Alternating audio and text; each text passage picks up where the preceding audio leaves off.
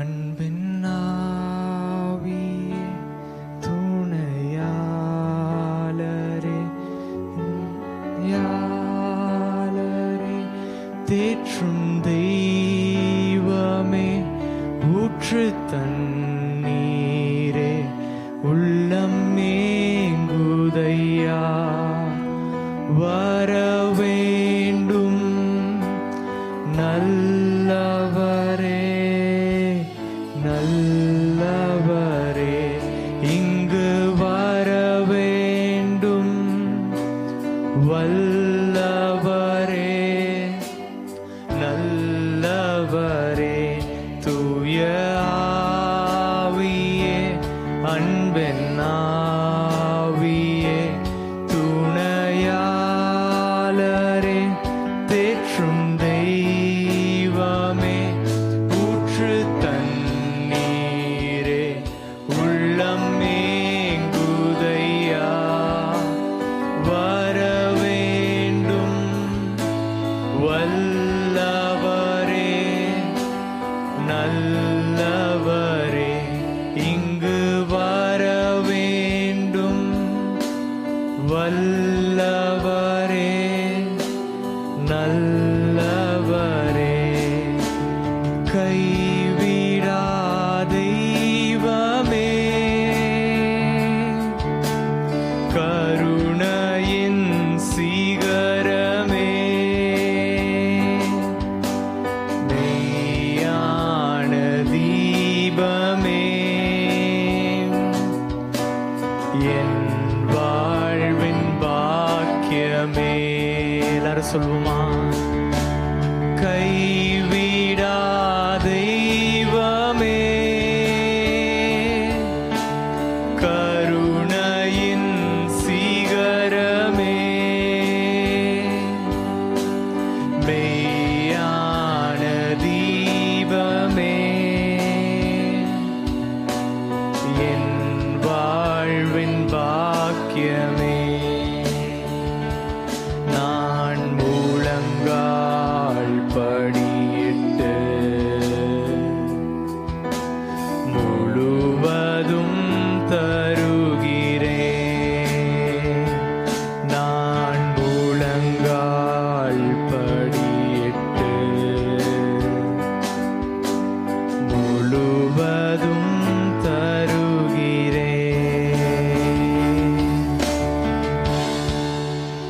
இன்னும் இதை ஒரு விஷயம் திரும்ப பாட போகிறோம். ஆனால் இதே நிலைமையோடு அல்ல, தேவனுடைய சமூகத்தில் மற்றவர்களுக்காக நான் உத்தரவாதமாக நின்று ஜெபிக்க போகிறோம் அப்படின்ற ஒரு மனநிலையோட நம்மளை இந்த இடத்துல முழுமையமாக ஒப்பு கொடுத்து நம்ம ஜெபிக்க போகிறோம். இந்த பாடலை பாட போகிறோம். நான் முழங்கால் படியிட்டு முழுவதும் தருகிறேன் நான் முழங்கால் படியிட்டு முழுவதும் தருகிறேன் நானும் என் வீட்டாரும் உம்மையே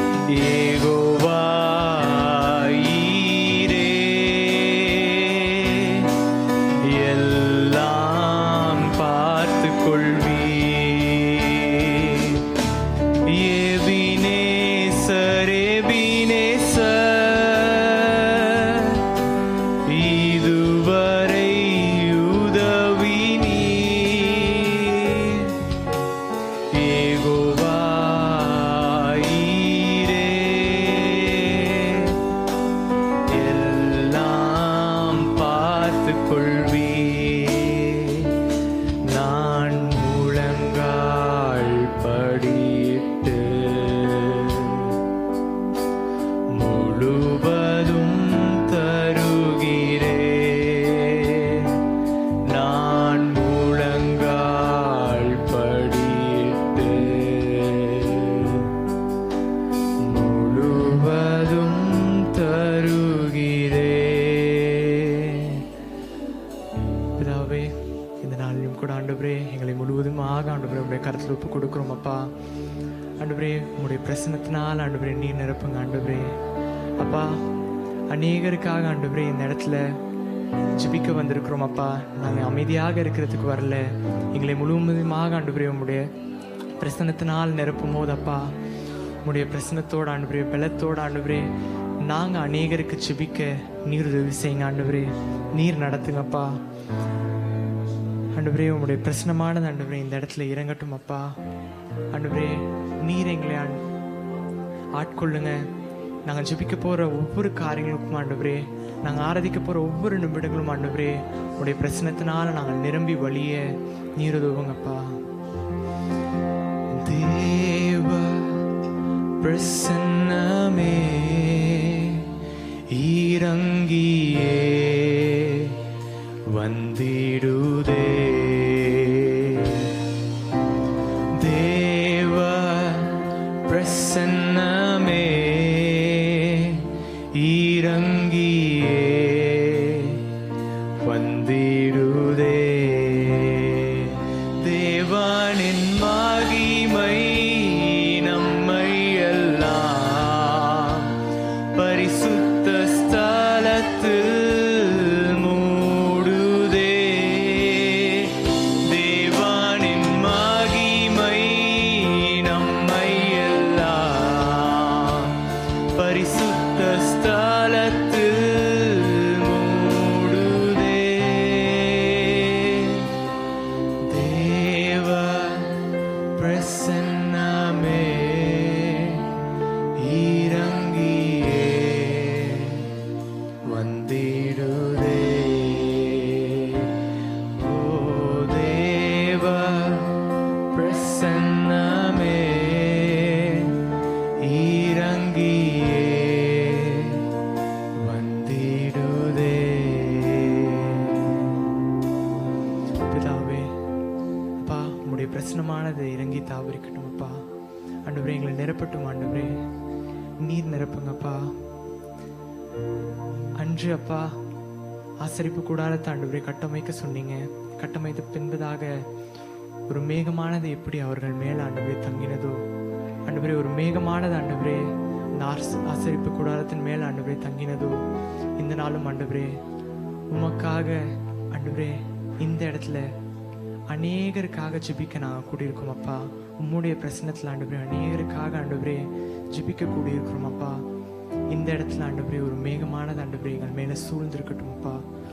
உம்முடைய பிரசன்னமானது எங்களை சுற்றி ஆண்டவரே சூழ்ந்து ஆண்டவரே எங்களை நடத்தட்டும் ஆண்டவரே. அருமையாக எழுதப்பட்டிருக்கிறது யாத்திராகமம் 40:34 அவங்க கட்டமைத்த காரியங்கள் முடிந்த பின்பதாக ஒரு மேகமானது ஆசரிப்பு கூடாரத்தின் மேலே தங்கினது அப்படின்னு போட்டிருந்துச்சு. அதே லேவியராகமம் 1வது அதிகாரத்தில் எப்படி போட்டிருக்குன்னா, தேவன் மோசேயை கூப்பிட்டு அவனை நோக்கி அப்படின்னு போட்டிருக்கு.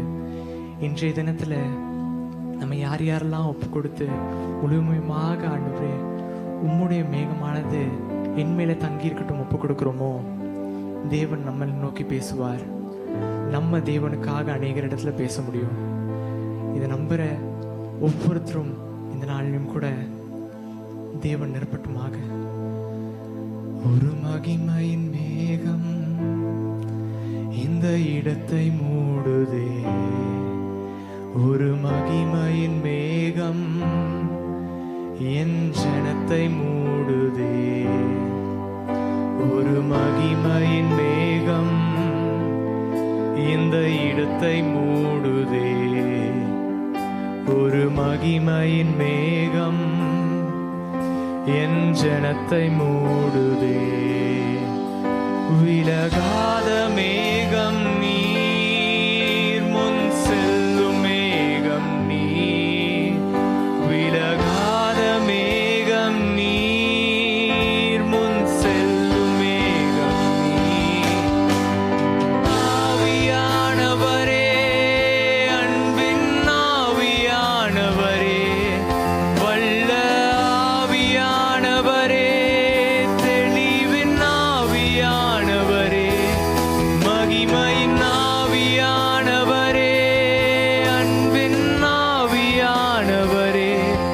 வல்ல ஆவியானவரே, தெளிவின் ஆவியானவரே,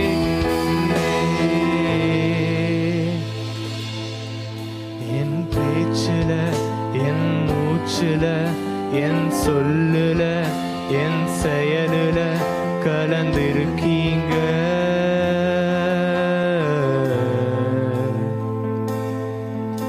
என் நினைவுல, என் நடக்கையில, என் உணர்வுல, என் உயிருல கலந்திருக்கீங்க.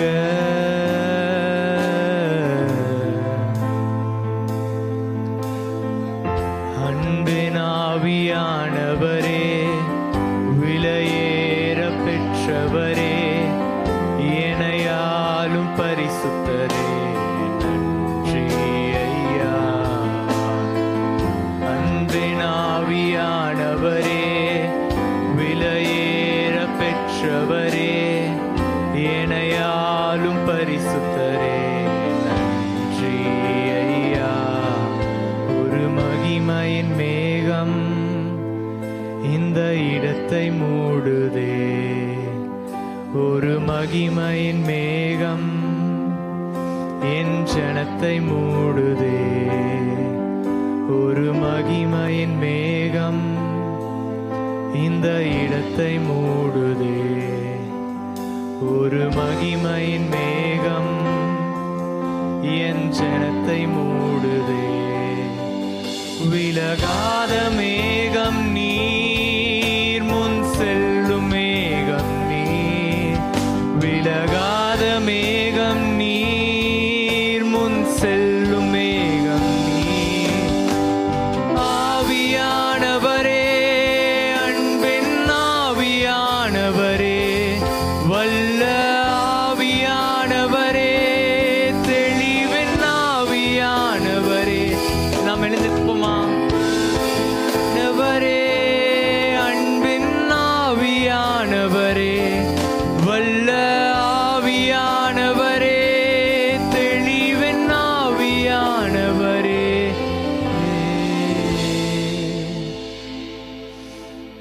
இந்த நாளும் கூட ஒரு விசை என்னுடைய சுயத்தின் பின்பதாகவோ நம்முடைய சுயத்தின் பின்பதாக நாம் ஓடிக்கொண்டிருந்தோம்னா, அப்படி நின்று திரும்ப ஒரு முறை திரும்பி அவரை பார்க்கும்போது நம்மை வணைவதற்கும் மீண்டுமாக நம்மளை உருவாக்குவதற்கும் வல்லமையுள்ள தேவனாக இருக்கிறார். அப்படி நம்ம பின்னாடி அநேக காரியங்களில் திரும்ப முடியாதபடிக்கு, தேவனிடத்தில் திரும்ப முடியாதபடிக்கு இருந்தா, ஒரு விஷயம் அவரிடத்துல ஒப்பு கொடுக்கலாம். பிதாவே, நீர் என்னை வணையுங்க, நீர் என்னை உடையுங்க.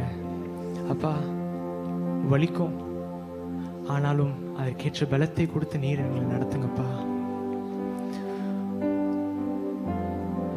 ஆண்டவரே, உடைத்தீர், உருவாக்கினீர், சிட்சித்தீர், சீர்படுத்தினீர், புடமிட்டீர், புதிதாக்கினீர், பிரித்தீர், என்னை பிரியாதிருந்தீர். எனக்கு யாருண்டு? கலங்கின நேரத்தில் கரம் என்னை நடத்தியதே.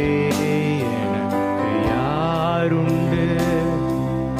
கலங்கின நேரத்தில் கரம் என்னை நடத்தியதே. உடைத்தீர், உருவாக்கினீர், சிட்சித்தீர், சீர்படுத்தி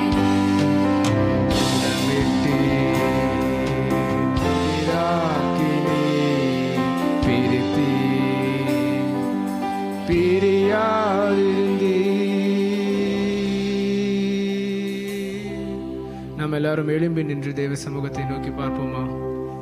ஹல்லேலூயா, ஹல்லேலூயா. அந்த தேவனுடைய பிரசன்னம், இந்த தேவனுடைய மகிமை நம்மளை மூடட்டும். இந்த மாலை, இந்த இரவு வேளையிலும் ஜெபிக்க கூடியிருக்கிற நம் மத்தியிலே முதலாவதாக தேவன் அசைவாட வேண்டும். தேவனுடைய அசைவாடுதல் நம் மத்தியிலே இல்லை என்று சொன்னால் நாம் செய்கிற எல்லா காரியங்களும் வீணாய் போய்விடும். நம் தேவ சமூகத்தை நோக்கி பார்ப்பவர்களாக இருப்போமா? ஹல்லேலூயா, ஹல்லேலூயா, ஹல்லேலூயா, ஹல்லேலூயா. உம்மை நாங்கள் உயர்த்துகிறோம் ஆண்டவரே, உம்மை நாங்கள் உயர்த்துகிறோம் ஆண்டவரே. எங்கள் மத்தியிலே நீர் பிரசன்னமாவீராக ராஜா. ஹல்லேலூயா, ஹல்லேலூயா, ஹல்லேலூயா, ஹல்லேலூயா. எங்கள் ஆவியும் ஆத்மா சரீரம் எல்லாவற்றையும் உமது கரத்திலே நாங்கள் அர்ப்பணிக்கிறோம் ஆண்டவரே. ஹல்லேலூயா.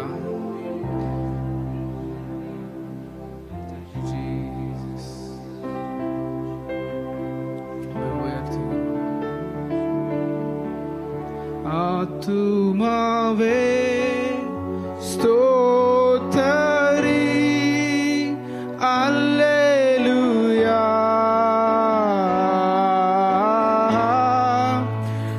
ஆத்துமாவே ஸ்தோத்தரி, அல்லேலூயா.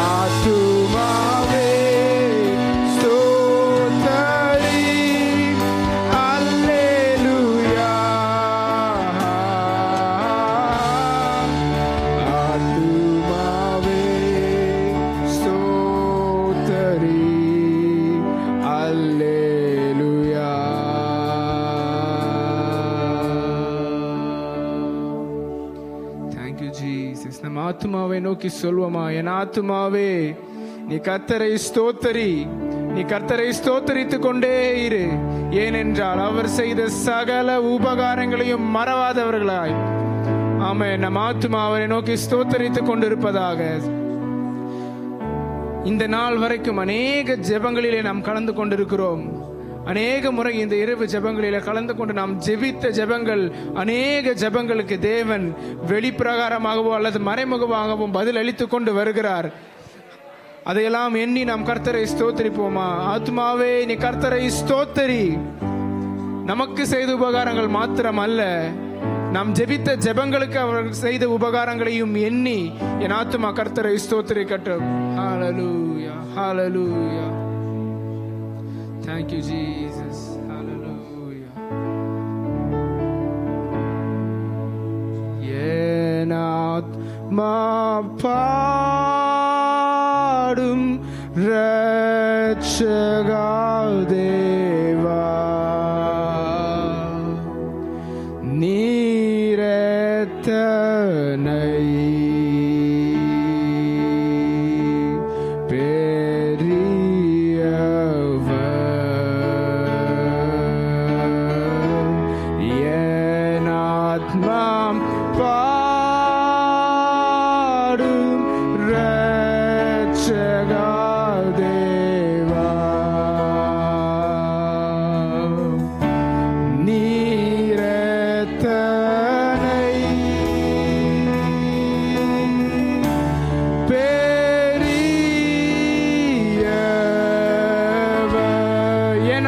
பாடும். என் ஆத்மா பாடும் இரட்சகா தேவா,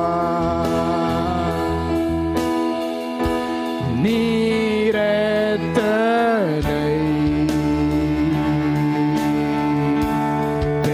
பெரியவர்.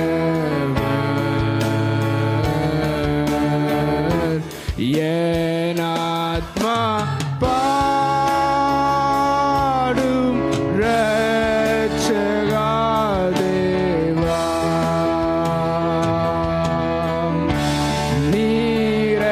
நீரெத்தனை பெரியவர். Then sings my soul.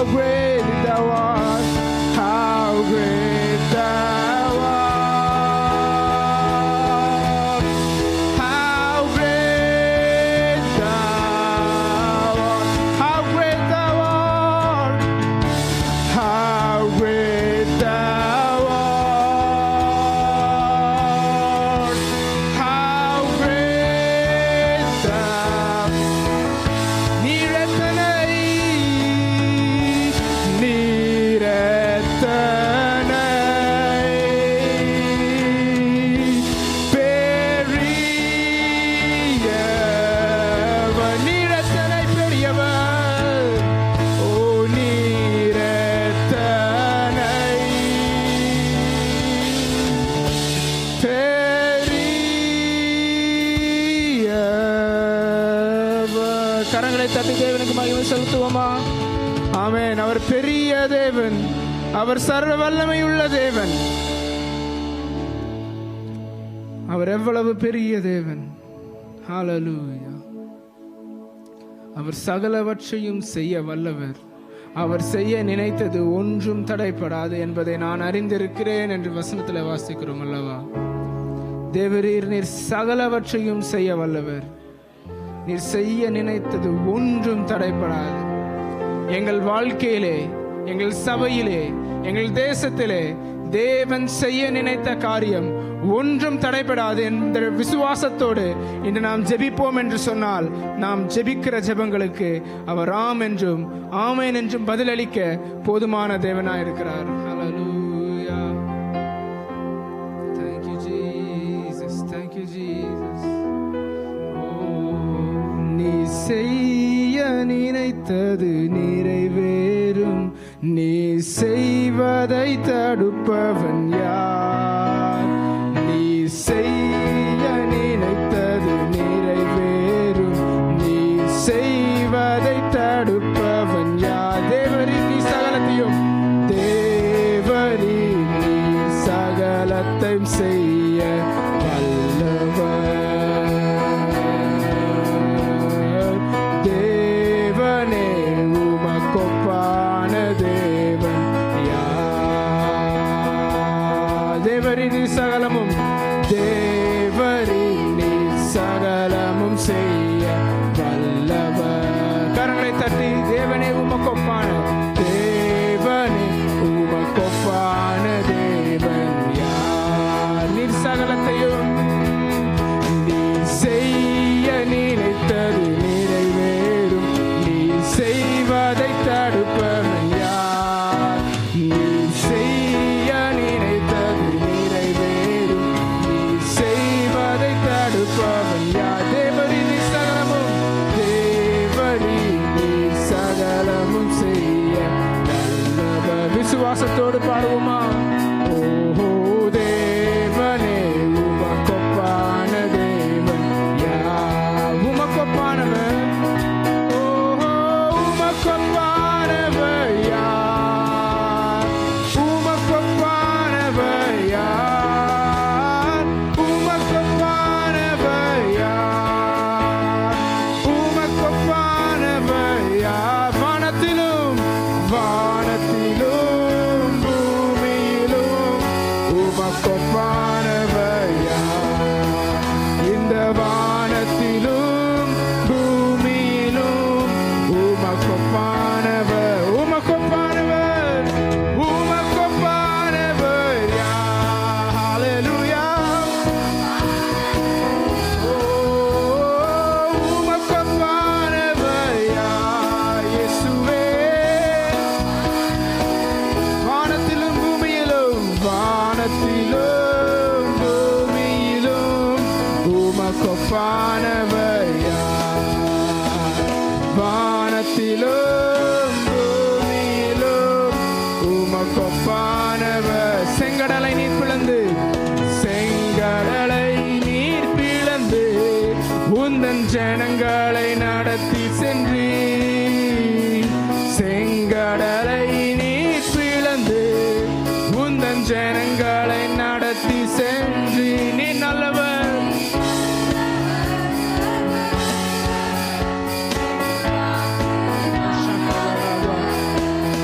நீ நல்லவர், சர்வ வல்லவர், என்றும் வாக்கு மாறாதவர். உமக்கொப்பானவர், உமக்கொப்பானவர் யார்? ஹல்லேலூயா. ஓ, உமக்கொப்பானவர் யார்? உமக்கொப்பானவர் யார்? வானத்திலும் இந்த பூமியிலும் உமக்கொப்பானவர் யார்? வானத்திலும் பூமியிலும் உமக்கொப்பானவர். கர்த்தாவே, தேவர்களில், கர்த்தாவே, தேவர்களில் உமக்கொப்பானவர் யார்? வானத்திலும் இந்த பூமியிலும்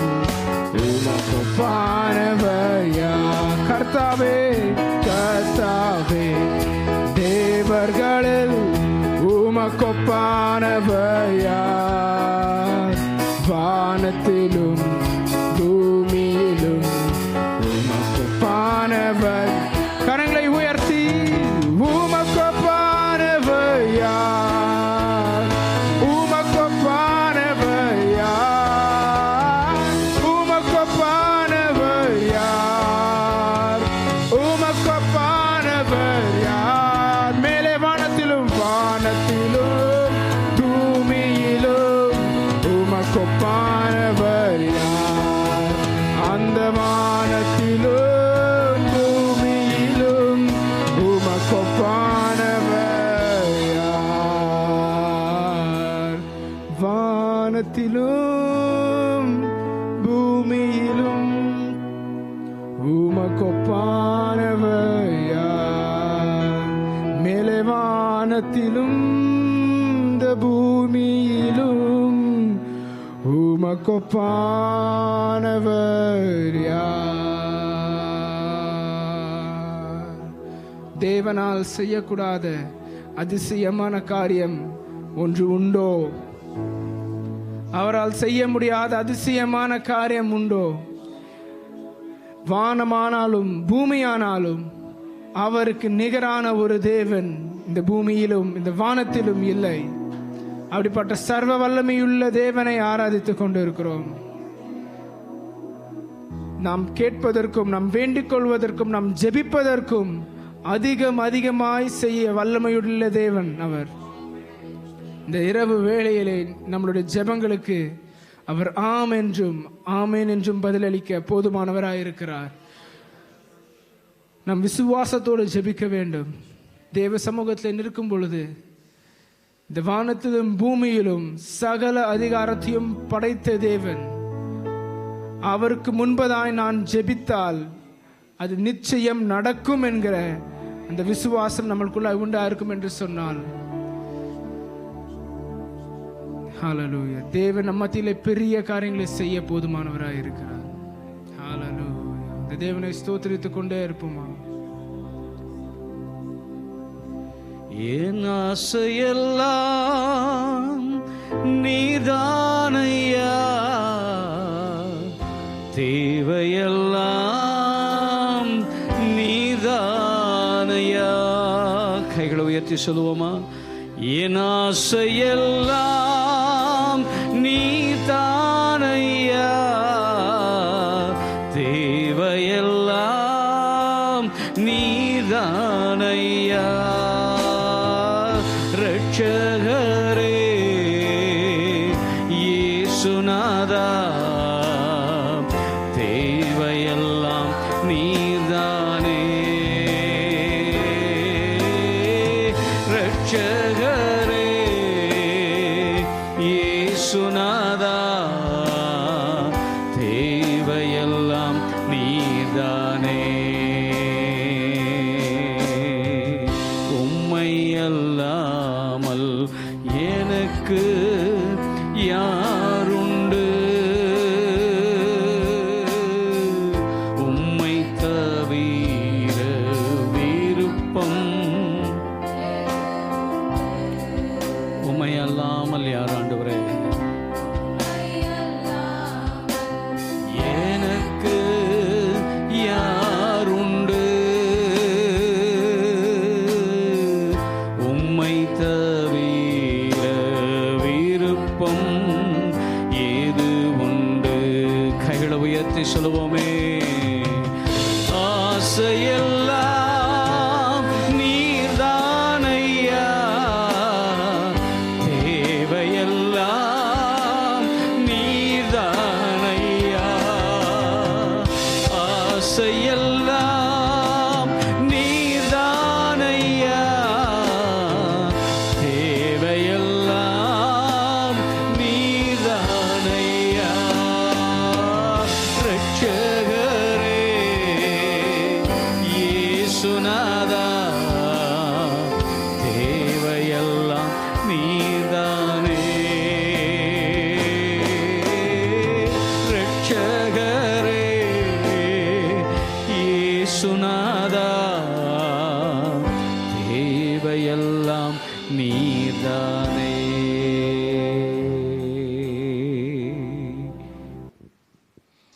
சங்கீதம் 91:1 நாம் வாசிக்க கேட்போம்.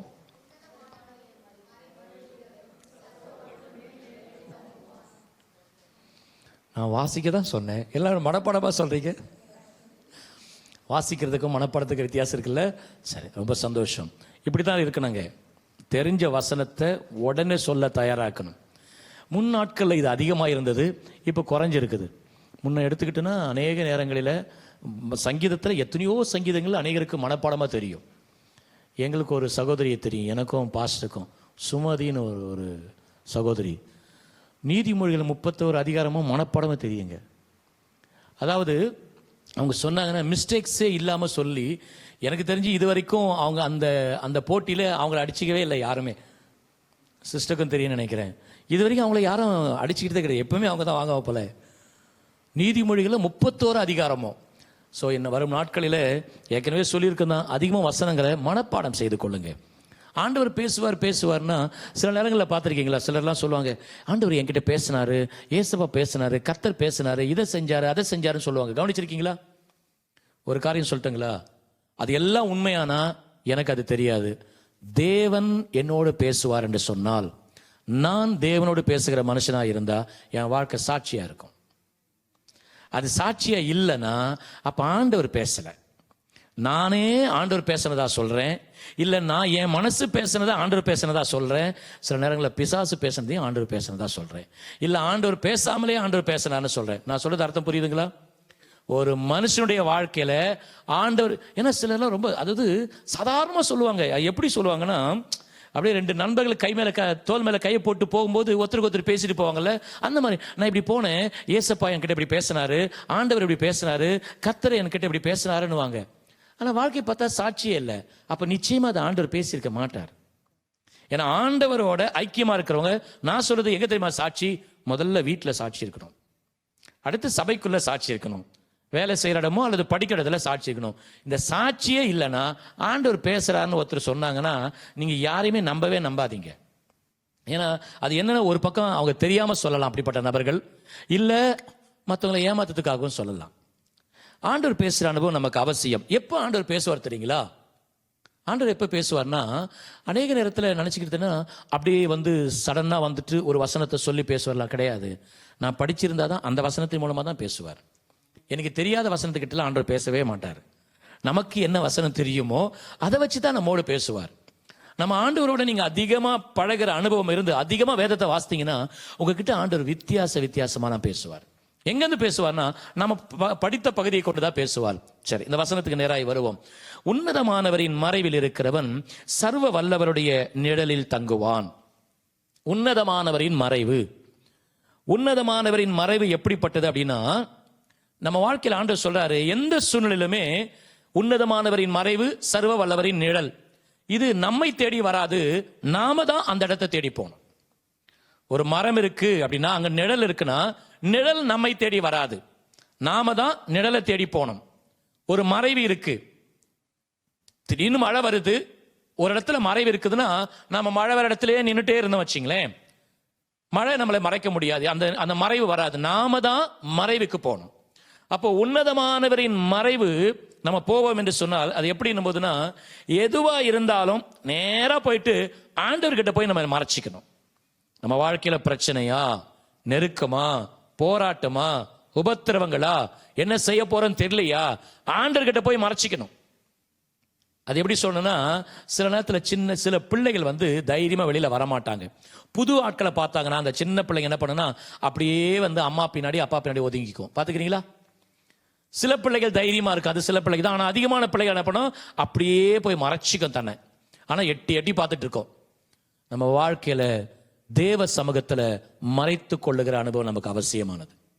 நெருக்கமோ, போராட்டமோ, வியாதியோ, பலவீனமோ, என்ன செய்யறதுன்னு தெரியலன்னா நம்ம அநேக நேரத்தில் எங்க மறைச்சிக்கிறோம் தெரியுமா? நம்ம மேல ஒரு கான்பிடென்ட் இருக்கும், அதில் நம்மளை மறைச்சிக்க பார்ப்போம். அந்த மறைவெல்லாம் நம்பாதீங்க. அந்த உன்னதமானவரின் மறைவில் நம்மை மறைத்துக் கொள்ளுகிற அனுபவம். இரண்டாவது பார்த்தீங்கன்னா சர்வ வல்லவரின் நிழல். அந்த உன்னதமானவரின் மறைவு எப்படிப்பட்டதுன்னா, சங்கீதத்தில் வாசிப்போம். சங்கீதம் 18:1 வாசிங்க. சங்கீதம் 18:1. என் பெலனாகிய கர்த்தாவே, கர்த்தரின் கன்மலையும் என் கோட்டையும் என் இரட்சகரும் என் தேவனும் என் துருகமும் என் கேடகமும் என் இரட்சண்ய கொம்பும் என் உயர்ந்த அடைக்கலமுமானவர். நாம எங்கு மறைத்துக் கொள்ள வேண்டும் என்று சொன்னால், இந்த கண்மலையாகிய தேவனிடத்தில் போய் நம்ம மறைத்துக் கொள்ள வேண்டும். கண்மலையில போய் நம்ம மறைச்சிக்கிட்டோம் அப்படின்னா எவைகளும் நம்மை ஒன்றும் பண்ண முடியாது. நம்முடைய தேவனாகிய கர்த்தர் எப்படிப்பட்டவனா, அவர் கண்மலை. பல வார்த்தைகள் அங்க சொல்லி இருக்கிறது, ஆனா குறிப்பா ஒரு வார்த்தை எடுத்துக்கொள்வோம், அவர் கண்மலை. எந்த புயலும் அந்த மலையை மோதி கீழே தள்ள முடியாது. அது போல உலகத்தில் இருக்கிற மலையே நம்ம தள்ள முடியாதுன்னா கண்மலையா இருக்கிற கிறிஸ்துவை ஏதாயிலும் மோத முடியுமா? அப்ப நம்ம வாழ்க்கையில ஒரு அனுபவம் அவசியமானது. எந்த விஷயமா இருந்தாலும் அவர்கிட்ட போய் நம்மளை மறைச்சிக்கணும். இரண்டாவது பார்ப்போம் என்று சொன்னால், அதிலேயே சர்வ வல்லவரின் நிழல். நிழல் எப்படிப்பட்டது அப்படின்னும் போதுன்னா, உலகத்தில் இருக்கிற எல்லா நிழலும் ஒரு நாள் கடந்து போயிடும். அசையாத மரம், அதாவது ஒரு பில்டிங்கா இருந்தாலும் சரி, அசைகிற மரமா இருந்தாலும் சரி, எல்லா நிழலுமே நிலையா நிற்காது. இன்னைக்கு ஒரு நமக்கு பொதுவாக தெரியும், ஒரு நிழல்ல போய் நின்னா இருந்துகிட்டே இருக்கும். வெயில் சூரியன் வேற பக்கம் போகும்போது ஆட்டோமேட்டிக்கலி நம்ம மேல வெயில் பட வாய்ப்பு இருக்கு. சில நேரங்களில் பார்ப்போம், வீட்டுக்குள்ள இருக்கிற நிழல் போகாதுதான், அந்த நிழல் நிலைச்சுதான் நிற்கும். ஆனா ஒரு பெருங்காற்று வந்து, ஒரு பெருமழை வந்தா என்ன பண்ணும்? வீடே இடிந்து போகக்கூடிய சூழ்நிலை வந்தா அந்த நிழலும் போயிடும். அப்போ உலகத்தில் இருக்கிற எல்லா நிழலும் ஒரு நாளும் நம்ம விட்டு போக வாய்ப்பு இருக்கு. என்றைக்குமே போகாத ஒரு நிழல் என்னன்னா சர்வ வல்லவரின் நிழல். யோபுல வாசிக்கும் போது யோபுல 42:2 சொல்லுகிறது, தேவரீர் நீ சகலத்தையும் செய்ய வல்லவர், நீர் செய்ய நினைத்தது தடைப்படாது என்பதை அறிந்திருக்கிறேன். நீ சகலத்தையும் செய்ய வல்லவர். அந்த சர்வ வல்லவர் எப்படிப்பட்டவர்னா சகலத்தையும் செய்ய வல்லவர். அந்த நிழலுக்குள்ளாக போயிட்டா எந்த காரியமோ அந்த நிழலை நம்மை விட்டு மாற்றவே முடியாது. இன்னைக்கு நம்முடைய வாழ்க்கையில அந்த உன்னதமானவரின் மறைவும் சர்வ வல்லுடைய நிழலுக்குள்ளா போய் கொண்டிருக்கிறோமா? அது நம்மை தேடி வராது, நாம் தான் அதை தேடி போக வேண்டும். அதாவது இது எதை குறிக்கிறது என்று சொன்னால், தேவனோடு உள்ள உறவை குறிக்கிறது. இன்னைக்கு நம்முடைய வாழ்க்கையில தேவனோடு உள்ள உறவு எப்படிப்பட்டதா இருக்கிறது? அநேக நேரங்களில் உலகத்தில் இருக்கிற மனுஷனோடு நல்ல உறவை ஏற்படுத்திக் கொள்ளுகிறோம். சில நேரங்களில் அவர்களுடைய நிழல் நமக்கு போதுமானதா இருக்கிறது, அவர்களுடைய மறைவும் நமக்கு போதுமானதா இருக்கிறது. ஆனால் மறந்து விட வேண்டாம், ஒரு நாள் அந்த மறைவோ அல்லது அந்த நிழலோ நம்மை விட்டு கடந்து போக வாய்ப்பு இருக்கு. ஆனால் என்றைக்குமே கடந்து போகாத மறைவும், என்றைக்குமே நம்மை விட்டு கடந்து போகாத நிழலும் என்று சொன்னால் அது உன்னதமானவரின் மறைவும் சர்வ வல்லவருடைய நிழலுமாய் இருக்கிறது. அந்த மறைவு, அந்த நிழலுக்குள் நாம் போக வேண்டும் என்று சொன்னால் தேவனோடு நல்ல உறவை நாம் ஏற்படுத்திக் கொள்ள வேண்டும். உலகத்தில் இருக்கிற மனுஷன் நமக்கு நல்ல மறைவாய் இருக்க வேண்டும் என்று சொன்னால், அல்லது ஒரு நிழலாய் இருக்க வேண்டும் என்று சொன்னால், அந்த மனுஷனுக்கும் நமக்கும் ஒரு நல்ல ரிலேஷன்ஷிப் இருக்கணும். சில நேரங்களில் நமக்கு அநேக நபர்கள் ஒரு மறைவாக நிழலாக இருப்பாங்க. அதை நான் தவறுன்னு சொல்லலை, ஆனா அதெல்லாம் ஒரு நாள் நம்ம விட்டு போக வாய்ப்பு இருக்கு என்பதை தான் சொல்லுகிறேன். அப்போ உலகத்தில் இருக்கிற ஒரு மனுஷன் நமக்கு மறைவாகவோ அல்லது நிழலாகவோ இருப்பார் என்று சொன்னால், அந்த நபருக்கும் நமக்கும் நல்ல ரிலேஷன்ஷிப் இல்லைன்னா, நல்ல உறவு இல்லைன்னா, நல்ல அண்டர்ஸ்டாண்டிங் இல்லைன்னா, அவர் நமக்கு மறைவா இருக்கவே மாட்டார், நமக்கு நிழலா இருக்கவே மாட்டார். அவருக்கும் நமக்கும் நல்ல ஒரு ஐக்கியம் இருந்தா மட்டும்தான் உலகத்தில் இருக்கிற ஒரு மனுஷன் நமக்கு நிழலாகவோ அல்லது மறைவாகவோ இருக்க முடியும். அதை விட முக்கியமானது, வானத்தையும் பூமியை உண்டாக்கின கர்த்தரோடு நாம் எந்த அளவுக்கு உறவு வைத்துக் கொள்ள வேண்டும். இன்னைக்கு நமக்கும் தேவனுக்கு இருக்கிற உறவு எப்படிப்பட்டதா இருக்கிறது? ஏன் தனிப்பட்ட அனுபவத்தில் நான் ஆண்டவருக்கு எனக்கு இருக்கிற உறவை நான் எப்படி சொல்லுவேன்னா, முதலாவது அவரை எப்படி சொல்லுவேன் அப்படின்னும் போதுன்னா, நீர் என்னுடைய எஜமானன், நான் உங்களுடைய வேலைக்காரன் சொல்லுவேன். ரெண்டாவது ஒரு உறவை சொல்லுவேன், முக்கியமான ரெண்டாவது உறவு, நீர் என்னுடைய தகப்பன், நான் உடைய மகன் சொல்லுவேன். மிக மிக மிக முக்கியமான உறவு என்னன்னா, நீர் என்னுடைய தேவன், நானுடைய பக்தன்னு சொல்லுவேன். உலகத்தில் யார் யாரோ எதையோ பக்தன்னு சொல்றாங்க. உண்மையா ஆண்டுடைய பக்தன், ஆண்டவரை சேவிக்கிறவங்க, ஆண்டவரை நேசிக்கிறவங்க, ஆண்டவருக்கு சேவை செய்யறவங்க அப்படின்னா நாம தான். யோசிப்பாங்க, நம்முடைய உறவு எப்படிப்பட்டதா இருக்கிறது? எனக்கும் தேவனுக்கு இருக்கிற ஒரு உறவு நான் அப்படிதான் ஆண்டவர் வச்சுக்கிட்டு இருக்கேன். நான் ஆண்டவரை என்னுடைய எஜமானனாய் பார்ப்பேன், அது சில நேரங்களில் என்னுடைய தகப்பனாய் பார்ப்பேன், ஆனால் அதிகமான நேரங்களில் என்னுடைய தெய்வமாகத்தான் நான் அவரை அதிகமாக பார்ப்பேன். நம்ம வாழ்க்கையில இந்த உறவுகள் எப்படிப்பட்டதா இருக்கிறது? சில நேரத்தில் சொல்லலாம், நான் அவரை நண்பனா பார்க்கலாம், நான் அது தவறுன்னா சொல்லலை, என்னுடைய அனுபவத்தை தான் சொன்னேன். ஆனால் நம்ம எல்லாருக்குமே எந்த உறவு இருந்தாலும் ஆண்டவரோட முக்கியமான ஒரு உறவு அவர் தெய்வம் என்கிற உறவை நம்ம மறந்துடவே கூடாது. இன்னைக்கு யோசித்து பாருங்க, நம்முடைய வாழ்க்கையில தேவனுக்கும் நமக்கும் இருக்கிற உறவு எப்படிப்பட்டதா இருக்கிறது? தொடர்ந்து பார்ப்போம் என்று சொன்னால், முதலாவது தேவனுடைய உறவுக்குள் நாம் வருவோம் என்று சொன்னால் அந்த மறைவும் நிழலும் நம்மோடு கூட இருக்கும். இரண்டாவதாக, தேவன் எனக்கு எப்படிப்பட்டவராய் இருக்கிறார். அதே சங்கீதத்தையே நாம் தியானம் பண்ணுவோம். அதே சங்கீதத்தில் தேவன் நமக்கு எப்படிப்பட்டவர் தெரியுங்களா? 2ஆம் வசனத்தை வாசிங்க. சங்கீதம் 91:2. நீர் என் அடைக்கலம், என் கோட்டை, என் தேவன், என் நம்பிக்கை. 4 காரியங்கள் இங்க வருதுங்களா? அங்க எப்படி பார்ப்போம் என்று சொன்னால், முதலாவது என் அடைக்கலம், அதாவது எனக்கு அடைக்கலம். என் வாழ்க்கையில எந்த சூழ்நிலையிலும் எனக்கு அடைக்கலம் அவர்தான். நான் போய் ஓடி போகிற ஒரு இடம் எதுனா அவர்தான். தாவீதுடைய வாழ்க்கை எடுத்துக்கொள்ளும் என்று சொன்னால், தாவீதுடைய வாழ்க்கையில எல்லா சூழ்நிலையில தேவனை மாத்திரமே அடைக்கலமாய் பார்த்தார். எப்படி என்று சொன்னால், ஆடு மேய்த்துக் கொண்டிருக்கும் போதும் தேவனை தான் அடைக்கலமாய் வைத்திருந்தார். அதே போல கோலியாத்துக்கு முன்பாக நிற்கும் போதும் தேவனை தான் அடைக்கலமாய் வைத்திருக்கிறார். சவுலுக்கு முன்பாக நிற்கும் போதும் தேவனை அடைக்கலமாய் வைத்திருந்தால், சவுலினால துரத்தப்படும் போதும் தேவனை அடைக்கலமாய் வைத்திருந்தார். ராஜாவாக வந்த போதும் தேவனை அடைக்கலமாய் வைத்திருந்தார். திரும்பவும் தன் மகனாகிய அப்சலோமினால் துரத்தப்படும் போதும் தேவனை அடைக்கலமாய் வைத்திருந்தார். எல்லாம் முடிஞ்சு சாக போறார், பொறுப்பெல்லாம் தன் மகனாகிய சாலமன் கிட்ட கொடுக்கிறாரு, அப்பவும் தேவனையே அடைக்கலமாய் வைத்திருந்தார். இன்னைக்கு அருமையான தேவ ஜனமே, நம்முடைய வாழ்க்கையில கர்த்தர் என் அடைக்கலம். ஆண்டவரை நோக்கி எனக்கு தேவன் அடைக்கலம். நம்முடைய வாழ்க்கையில யாரை அடைக்கலமாய் கொண்டிருக்கிறோம்? இதுதான் முதல் வசனத்திலே பார்த்தல, மறைவு நிழல். தேவனை அடைக்கலமா வைத்திருந்தாதான் அந்த மறைவுக்கு, அந்த நிழலுக்கு ஓடுவோம். நம்ம தேவனை அடைக்கலமா வைக்காம வேற யாரையோ அடைக்கலமா வைத்திருந்தா அங்கதான் ஓடி போய் நிற்போம். ஒரு ஆபத்து வந்ததும், ஒரு தேவை வந்ததும், ஒரு நெருக்கடி வந்ததும், ஒரு பிரச்சனை வந்ததுமே எங்க ஓடுகிறோமோ அந்த நபரை தான் நாம் அடைக்கலமா வைத்திருக்கோம் என்பது அர்த்தமாகிவிடும். யோசிச்சு பாருங்க, நம்ம வாழ்க்கையில நாம் யாரை அடைக்கலமாய் வைத்திருக்கிறோம்? நான் உங்களை பார்த்தோ நீங்க என்ன பார்த்தோ சொல்ல தேவையில்லை, நம்ம ஒவ்வொருவருக்கும் தெரியும். ஒரு பிரச்சனை வந்ததுமே நான் எங்க போறேன், ஒரு போராட்டம் வந்ததுமே நான் எங்க போறேன்? நான் தேவனை அடைக்கலமாய் வைத்திருந்தால் எந்த சூழ்நிலையிலுமே நான் தேவனிடத்துல ஓடி விடுவேன். ஹல்லேலூயா. இரண்டாவது பார்க்கிறோம், என் கோட்டை.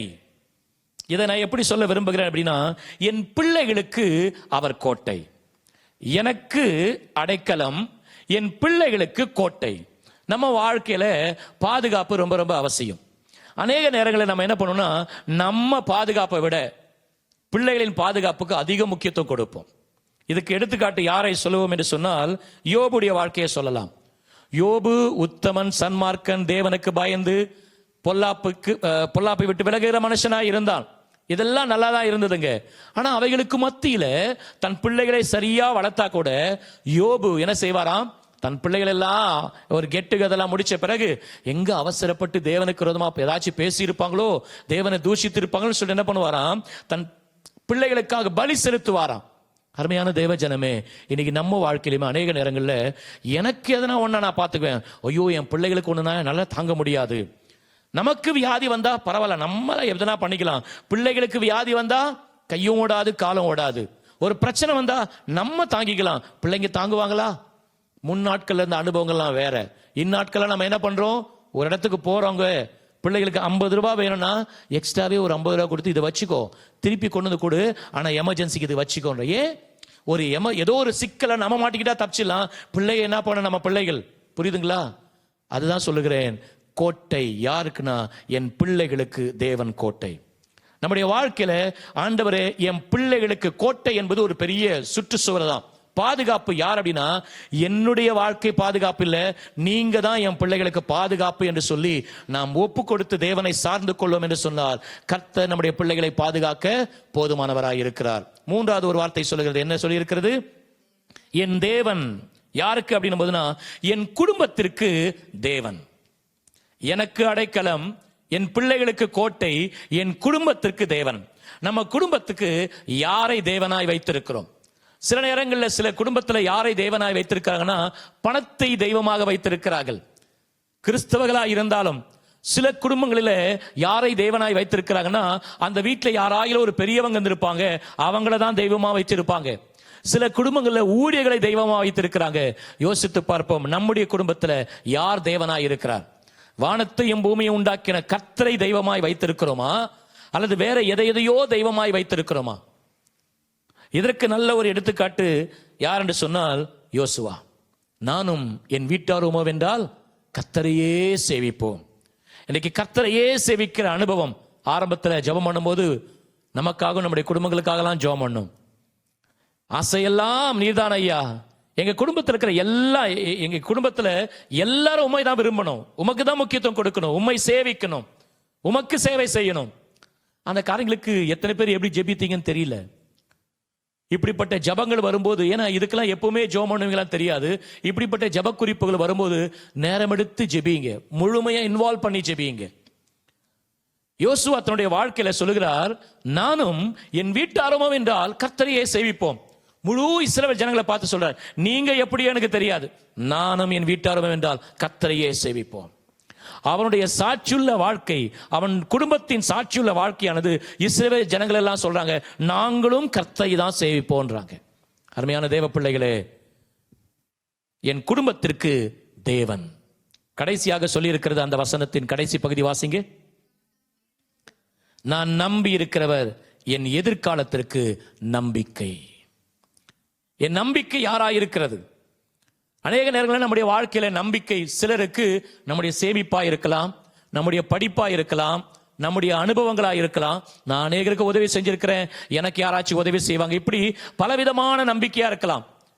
பிள்ளைகளுக்கு சில நேரத்தில் எங்க அப்பா அம்மா எதாச்சும் செய்வாங்க, பார்த்துக்குவாங்க, எங்க அப்பா அம்மா ஏதாச்சும் செஞ்சு வச்சிருப்பாங்க, இப்படி பலவிதமான நம்பிக்கை இருக்கலாம். அருமையான தேவ பிள்ளைகளே, நம்ம வாழ்க்கையில எதிர்காலத்திற்கு நாம் யாரை நம்பி இருக்கிறோம்? யாரை நாம் நம்பி இருக்கிறோம்? யோசிச்சு பாருங்க. நமக்கு நல்லா தெரியும் நம்முடைய நம்பிக்கை எங்க இருக்கு, யார் மேல இருக்கு என்பது. இதற்கு நல்ல எடுத்துக்காட்டு யார் தெரியுங்களா? ஆபிரகாம். ஆபிரகாமை ஆண்டவர் கூப்பிடுறார், கூப்பிட்டு சொல்றாரு, நான் காண்பிக்கும் தேசத்துக்கு போ. போன்னு சொன்ன என்ன பண்ணாரு? விட்டு போ, எல்லாத்தையும் விட்டுட்டு போ அப்படின்னார். போன்னு சொன்னா சரி, கூட கொஞ்சம் சேர்த்துட்டு கூட்டிட்டு போயிருக்கலாம். ஆனா சொல்லிட்டு என்ன பண்ண, எல்லாத்தையும் விட்டுட்டு போ, அவ்வளவுதான். இன்னைக்கு நம்மை பார்த்து ஆண்டவர் சொல்லுகிறார், நான் காண்பிக்கும் தேசத்துக்கு போ. எதை விட்டுட்டு? இந்த உலகத்தை விட்டுட்டு பரமகாணனுக்கு போ அப்படின்றார். இந்த பரமகாணனுக்குரிய பிரயாணத்துல போகிறோம். ஆபிரகாம் வாழ்க்கையில பாத்தீங்கன்னா, நம்புவதற்கு ஏதுவில்லாதிருந்தும் நம்பிக்கையோடே விசுவாசித்தார்.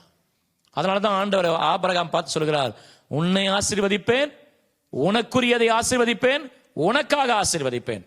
அந்த ஆசீர்வாதத்தை எப்பவுமே இப்படிதான் நான் யோசிப்பேன். உன்னை ஆசீர்வதிப்பேன், உனக்கு உரியதை ஆசீர்வதிப்பேன், உனக்காக ஆசீர்வதிப்பேன்.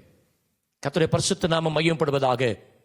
இந்த இரவில் யோசிச்சு பாருங்க, என் எதிர்காலம் யார் மேல் நம்பிக்கை உடையதா இருக்கிறது?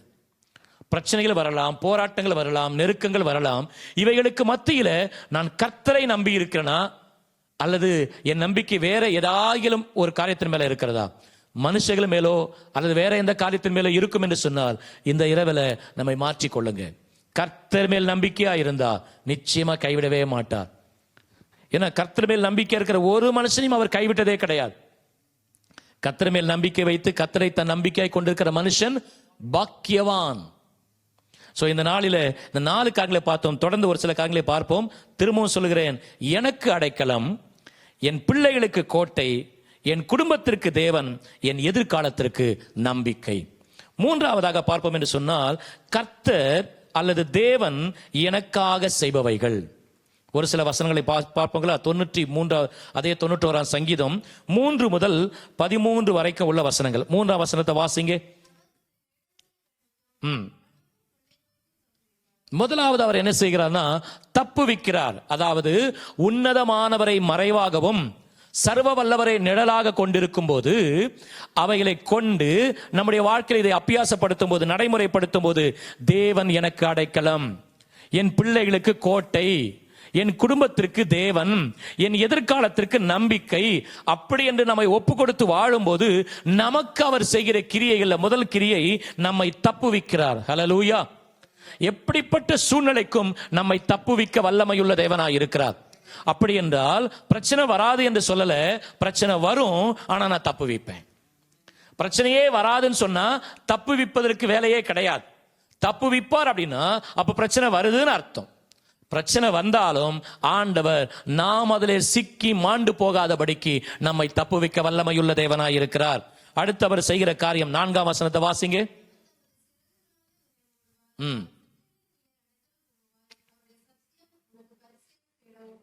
இரண்டாவது அவர் என்ன செய்கிறார்? நமக்கு செய்யற கிரியைன்னா நமக்கு கேடகமா இருந்து நம்மை பாதுகாக்கிறாராம். அதாவது கேடகம் அப்படின்னும் போதுன்னா அதாவது ஃப்ரண்ட்ல பிடிச்சிக்கிட்டு தான் நிக்கணும். அதாவது அக்கினி ஆஸ்திரங்கள் எல்லாம் நமக்கு எதிராக வரதான் செய்யும்.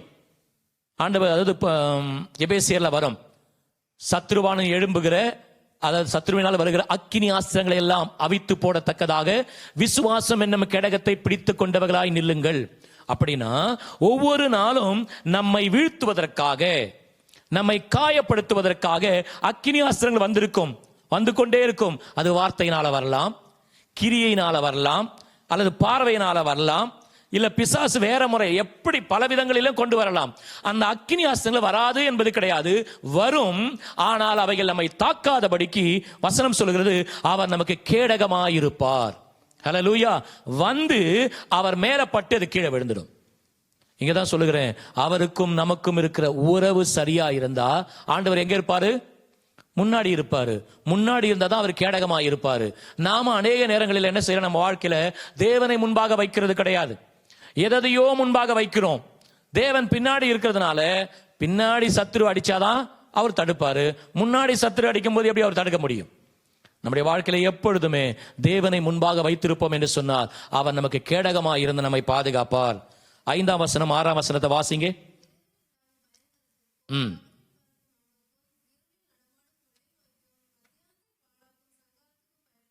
பயப்படாதிருப்பாய். 3வது நமக்கு செய்யற கிரியை என்னன்னா, நம்மை தைரியப்படுத்துவார். ஹல்லேலூயா. நம்ம வாழ்க்கையில அநேக காரியங்கள் வருகிறது. 5, 6ஆம் வசனம் சொல்லுகிறது, இரவில் உண்டாகும் பயங்கரம், இரவுல வர பிரச்சனை, பகலில் பறக்கும் அம்பு, இருளில் நடமாடும் கொள்ளை நோய், மத்தியானத்தில் பாழாக்கும் சங்காரம். அதாவது 24 மணி நேரமும் எல்லா சூழ்நிலையிலுமே நமக்கு விரோதமாக பிசாசு அநேக காரியங்களை கொண்டு வரலாம், அல்லது மனுஷன் அநேக காரியங்களை கொண்டு வரலாம். அவைகள் நம்மை தாக்காதபடிக்கு, அவைகளை கண்டு நம்ம பயந்து விடாதபடிக்கு தைரியத்தை கொடுக்க அவர் வல்லமையுள்ள தேவனாயிருக்கிறார். ஹல்லேலூயா. நமக்கு தேவன் செய்கிற அடுத்த ஒரு கிரியை நம்மை தைரியப்படுத்துகிறவராய் இருக்கிறார். 7, 8 வசனங்களை வாசிங்க.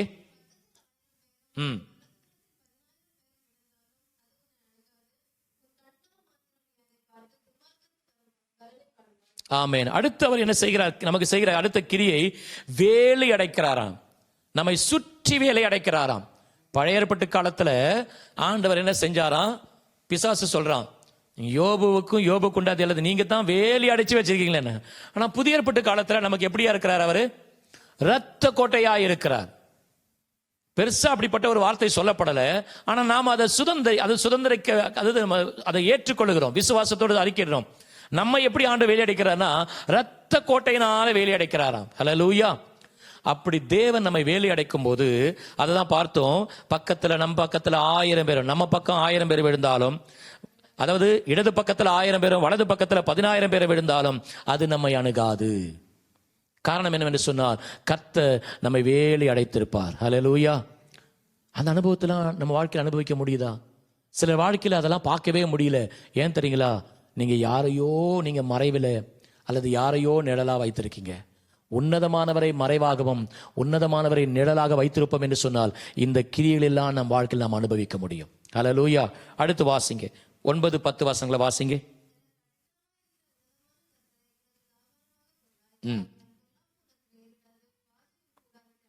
இங்க என்ன சொல்றார் அப்படின்னும் போதுனா, நமக்கு கொடுக்கிற முக்கியமான ஒரு கிரியை, நமக்கு வாக்குத்தத்தங்களை கொடுக்கிறார். உலகத்துல இயேசுவை சொந்த ரட்சகராக ஏற்றுக்கொண்டவர்களுக்கு மட்டும்தான் வாக்குத்தத்தமே ஒழிய வேற யாருக்கும் வாக்குத்தத்தங்களும் ஒண்ணு கிடையாது. உலகத்துல எத்தனையோ இருக்கிறாங்கல்ல, உலகத்துல எவ்வளோ பேர் வந்து கடவுளை போய் வணங்க போறாங்க, அவங்களுக்குலாம் எதனா ஒரு வாக்குத்தத்தம் எதனா இருக்குதா? ஆனா நமக்கு மட்டும்தான் வாக்குத்தத்தம் இருக்குது. என்ன சொன்னார் ஆண்டவர்? நான் உன்னை விட்டு விலகுவதும் இல்லை, உன்னை கைவிடுவதும் இல்லை. நம்ம ஆண்டு கிட்ட போய் ஆண்டவரே உன்னை விட்டு விலகுவதும் இல்லை, உன்னை கைவிடுவதும் இல்லைன்னு சொன்னீங்களே ஆண்டவரே, இப்ப பிரச்சனை ஓவர் ஆயிடுச்சு ஆண்டவரே, நீங்க பக்கத்துல இருக்கிற போலவே தெரியலையே, வாக்கு கொடுத்தீங்களே அதன்படி செய்யுங்க ஆண்டவரே. அந்த வாக்குத்தத்தத்தை வைத்து நம்ம கிளைம் பண்ற பார்த்தீங்களா, ஆண்டவர் கிட்ட கேட்கிற பார்த்தீங்களா? அது போல உலகத்துல கடவுள் நம்பிக்கை உடையவங்க பல இருக்கிறாங்க, அவங்களுக்கெல்லாம் அப்படி ஒரு வாக்குத்தத்தமே கிடையாது. உலகத்துல வாக்குத்தத்தத்தை பெற்ற ஒரே ஜனம் யாருன்னா நீங்களும் நானும் மாத்திரம்தான். இயேசுவை சொந்த ரட்சகராய் ஏற்றுக்கொண்டவர்கள் மட்டும்தான். ஹல்லேலூயா. எவ்வளவு பெரிய பாக்கியம் தெரியுங்களா? வேற யாருக்குமே அந்த ஸ்லாக்கியமே கிடையாது, அந்த அனுபவம் கிடையாது, அந்த பாக்கியம் கிடையாது. நமக்கெல்லாம் வாக்குத்தத்தம் இருக்கு. அங்கங்க ஒட்டி வச்சுக்கோம். வீட்டுல ஓட்டலாம், கார்ல ஓட்டலாம், பைக்ல ஓட்டலாம், சர்ச் எல்லா இடங்களும் ஒட்டி வைத்துக் கொள்ளலாம். ஆனா உலகத்தான ஒட்டி வைக்கிறான், அவன் வாக்குத்தத்தத்தை ஒட்டி வைக்கல. அருமையான தேவ பிள்ளைகளே, ஆண்டவர் நமக்கு கொடுத்திருக்கிற பெரிய ஸ்லாக்கியங்கள்ல ஒன்று என்ன, ஒரு ஆசீர்வாதம், நமக்கு செய்யற கிரியைகள் என்ன, நமக்கு வாக்குத்தத்தங்களை கொடுத்து கொண்டே இருக்கிறார். ஹல்லேலூயா. அந்த வாக்குத்தத்தங்களை நிறைவேற்றும் அவர் வல்லமையுள்ளவராய் இருக்கிறார். அதற்கு அடுத்து அவர் செய்யற காரியம் 11-12 வசனத்தை வாசிங்க.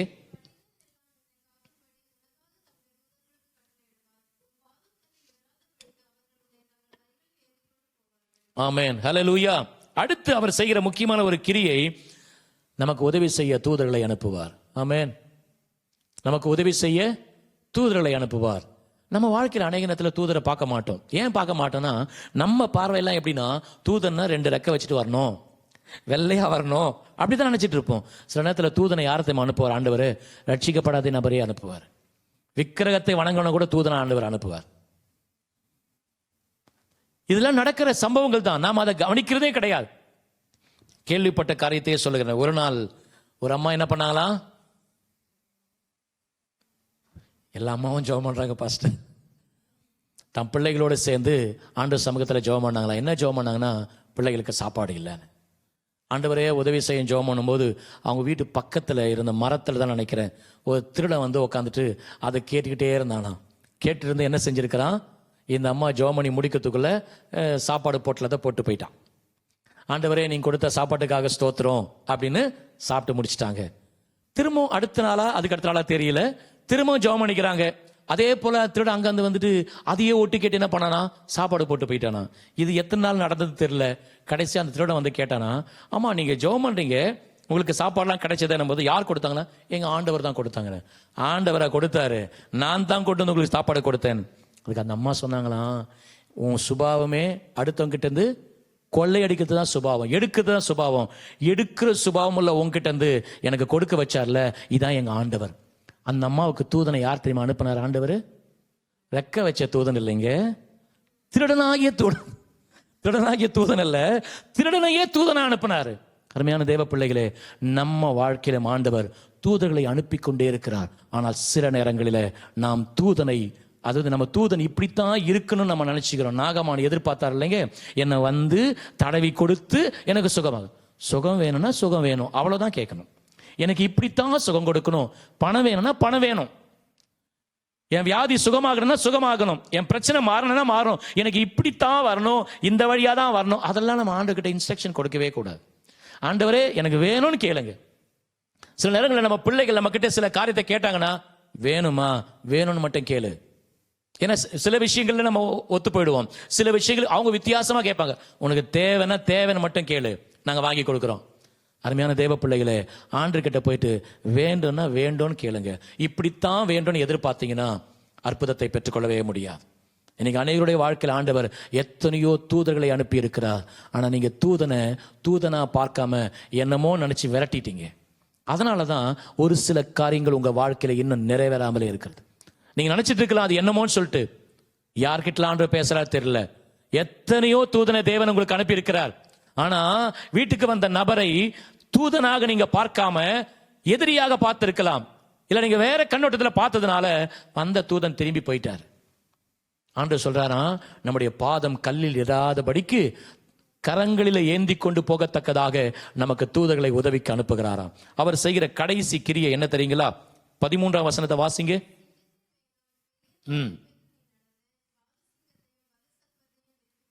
ஆமென். கடைசியாக என்ன செய்கிறார்னா, நம்மை பலப்படுத்துகிறார். எதற்காகனா, சத்துருவை மேற்கொள்ள நம்மை பலப்படுத்துகிறார். நம்ம வாழ்க்கையில் அநேக சத்துருக்கள் வருவாங்க. அந்த சத்துருக்கள் எப்படி வருவாங்கன்னா, சிங்கத்தை போல வரலாம். ஏன்னா இங்க பாத்தீங்கன்னா விரியன் பாம்பு அப்படின்னாலே அது வந்து என்னது சத்துருன்னு சொல்லிடலாம். அடுத்து பாலசிங்கம், அடுத்து வலுசர்பம். வலுசர்பம், விரியன் பாம்பு இதெல்லாம் அது சத்துருன்னு நினைச்சுக்கலாம். ஆனா சிங்கத்தெல்லாம் சத்துருவா நினைக்கலாமா? நம்ம ஆண்டவர் யூதராஜ சிங்கம் தானே. ஆனா பிசாசு சில நேரத்தில் எப்படி வருவானா, கெர்ச்சிக்கிற சிங்கம் இல்ல, சிங்கம் போல வருவானா. புரியுதுங்களா? சில நேரங்களில் சிங்கம் போல பிசாசு வருவான். அந்த பிசாசை மேற்கொள்ள நம்மை பலப்படுத்துவார். வலு சர்பம் வரும், வலு சர்பமா வருவான். வலு சர்பம் போலல்ல, வலு சர்பமாவே வருவான். விரியன் பாம்பை போலவே வருவான். அவனை எல்லாம் மேற்கொள்ள உங்களையும் என்னையும் பலப்படுத்த அவர் வல்லமையுள்ள தேவனாயிருக்கிறார். ஹல்லேலூயா. இந்த காலை வேளையில இந்த இரவு வேளையில ஆண்டவர் நம்மோடு பேசிக் கொண்டிருக்கிறார். எத்தனை ஆசீர்வாதங்கள் தெரியுங்களா? இதெல்லாம் யாருக்கு கொடுக்கிறார் தெரியுங்களா? அவரை மறைவாக, அவரை நிழலாக வைத்திருக்கிறவர்களுக்கு தான். கடைசியாக கர்த்தர் என்னிடம் எதிர்பார்ப்பவைகள். சில காரியங்களை பார்த்தோம். முதலாவது தேவனோடு உள்ள உறவு, அடுத்து தேவன் எனக்கு எப்படிப்பட்டவர் என்று பார்த்தோம், அடுத்து தேவன் எனக்காக செய்யும் கிரியைகள், கடைசியாக தேவன் என்னிடம் எதிர்பார்ப்பவைகள். முதல் காரியத்தை என்ன எதிர்பார்க்கிறார் தெரியுங்களா? வாசிங்க 14ஆம் வசனத்தை வாசிங்க. போதுங்க, என் மேல் வாஞ்சையாயிரு.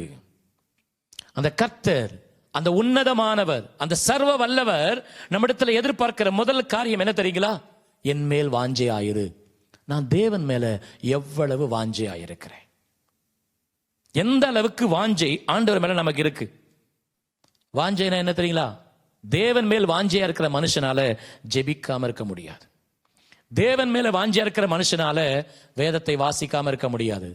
தேவன் மேல வாஞ்சையா இருக்கிற மனுஷன் பரிசுத்தத்துக்கு முக்கியத்துவம் கொடுப்பான். தேவன் மேல வாஞ்சியா இருக்கிறவன் தேவனுடைய சித்தத்துக்கு முக்கியத்துவம் கொடுப்பான். தேவன் மேல வாஞ்சியா இருக்கிற மனுஷன் உலகத்துக்குரியவைகளை அல்ல, மேலானவைகளை நோக்கி ஓடுவான். இந்த சுபாவங்கள் நமக்குள்ள இருக்கா பாருங்க. இவைகள் இல்லை என்று சொன்னால் நாம் தேவன் மேல வாஞ்சியா இல்லை என்பதுதான் அர்த்தமாகும். இவைகள் இருக்கிறது என்று சொன்னால் நாம் தேவன் மேல வாஞ்சியா இருக்கிறவர்களா எண்ணிக்கொள்ளலாம். தேவன் மேல் வாஞ்சியா இருந்தால் வசனம் சொல்லுகிறது, அவனை விடுவிப்பேன். இந்த காரியம் அந்த காரியம் இல்லை, எந்த காரியமா இருந்தாலும் அவர் விடுவிக்க வல்லமையுள்ள தேவனாய் இருக்கிறார். இன்னைக்கு நம்முடைய வாழ்க்கையில சில காரியங்களை இன்னும் விடுதலை இல்லாமல் இருக்கும் என்று சொன்னால், எந்த காரியத்தில் விடுதலை இல்லாமல் இருந்தாலும் இந்த இரவு வேளையில நிதானித்து பாருங்க, எனக்கு இதுல விடுதலை இல்லாம இருக்கு. அந்த ஒரு விஷயத்துல குறிப்பா ஆண்டு நோக்கி, ஆண்டவரே இனி உம்மேல் வாஞ்சியா இருப்பேன் என்று சொல்லி தேவனுக்குரிய காரியங்களுக்கு முக்கியத்துவம் கொடுக்கும் போது, நீங்க எந்த காரியத்துல சிக்கி இருந்தாலும் அவைகளிலிருந்து உங்களை விடுதலையாக்க அவர் வல்லமையுள்ள தேவனாய் இருக்கிறார்.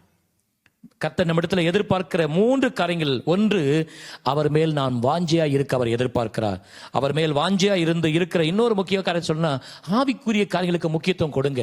ஆவிக்குரிய ஐக்கியங்கள், ஆவிக்குரிய பேச்சு, ஆவிக்குரிய சிந்தை, ஆவிக்குரிய நடக்கை, இவைகளுக்கு நாம் முக்கியத்துவம் கொடுப்பதுதான் தேவன் மேல் வாஞ்சியா இருப்பதற்கு அர்த்தமாகும். அதன் மேல விருப்பமே இல்லை.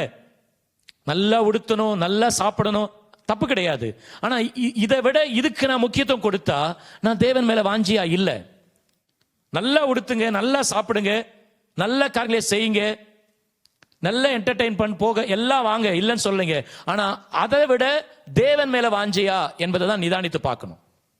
நான் தேவன் மேல வாஞ்சியா இருந்தா இதுக்கு நான் அதிக முக்கியத்துவம் கொடுக்க மாட்டேன். இன்னைக்கு கிறிஸ்தவர்களுடைய வாழ்க்கையில அநேகருக்கு விடுதலை இல்லாம போறதுக்கு காரணம் என்ன தெரியுங்களா? தேவன் மேல வாஞ்சை இல்லை. ஜெபிக்கிறாங்க தான், ஆண்டவரே என்ன விடுதலையாக்கம் ஜெபம் பண்றாங்க. எதுக்கு? அந்த நேரத்துக்கு வராங்க, ஜெபிக்கிறாங்க, அதோட போயிடுறாங்க, அவ்வளவுதான். இந்த இரவில் ஆண்டவர் முக்கியமான நம்மிடத்துல பேசுகிற காரியம், என் மேல் வாஞ்சியா இருக்கிறாயா என்று கேட்கிறார். நீங்க தேவன் மேல் வாஞ்சியா இருப்பீர்கள் என்று சொன்னால் உங்களை விடுதலையாக்குவார். அடுத்து வாசிங்க. என் நாமத்தை அறிந்திருக்கிறபடியால் அவனை உயர்ந்த அடைக்கலத்திலே வைப்பேன். இரண்டாவதாக தேவன் நம்மிடத்தில் எதிர்பார்க்கிற காரியம், என் நாமத்தை அறிந்து கொள். நம்ம வாழ்க்கையில அடிக்கடிக்கு நானும் சொல்லிட்டு கொண்டிருப்பேன், நம்மளும் அதிகமா யோசித்து பார்க்கிற காரியம் தாங்க. 2 காரியத்தை தெரிஞ்சுங்க. ஒண்ணு, தேவன் யாருன்னு தெரிஞ்சுக்கணும், நான் யாருன்னு தெரிஞ்சுக்கணும்.